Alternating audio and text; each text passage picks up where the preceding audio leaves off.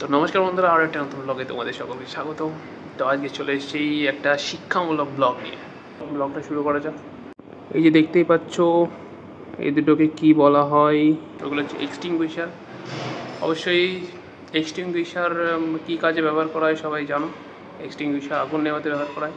তবে এক্সটিংগুইশারের কিছু ভাগ আছে, তো যেগুলো জেনে রাখা দরকার। কারণ এক্সটিংগুইশার হচ্ছে এমন একটা জিনিস যেটা আগুনকে প্রাথমিক লেভেল থেকে নেভানোর জন্য ব্যবহার করা হয়। তো এখানে দেখতে পাচ্ছ দুইখানা টাইপের এক্সটিংগুইশার আছে, একটা লম্বা দেখে আর একটা একটু তার থেকে বেটে কিন্তু একটু মোটা। দেখো এটাতে লেখা আছে ওয়াটার, এটা হচ্ছে ওয়াটার টাইপ এক্সটিংগুইশার, আর এটা হচ্ছে কার্বন ডাইঅক্সাইড টাইপ।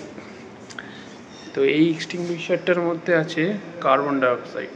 তো এটা হচ্ছে মেকানিক্যাল ফোম টাইপ এক্সটিংগুইশার। এই ছিল এই তিনখানা এক্সটিংগুইশার টাইপ। তো বেসিক্যালি চারখানা টাইপ হয় এক্সটিংগুইশারে, কিন্তু এখানে তিনখানায় আছে, তাই তিনখানা দেখাতে পারলাম। আরও একটা টাইপ হয়, সেটা হচ্ছে ডিসিপি টাইপ এক্সটিংগুইশার। আজকের ভিডিওতে এইটুকুই, দেখাচ্ছে পরবর্তী ভিডিওতে। তো ততক্ষণে যেটা, বাই বাই, টেক কেয়ার।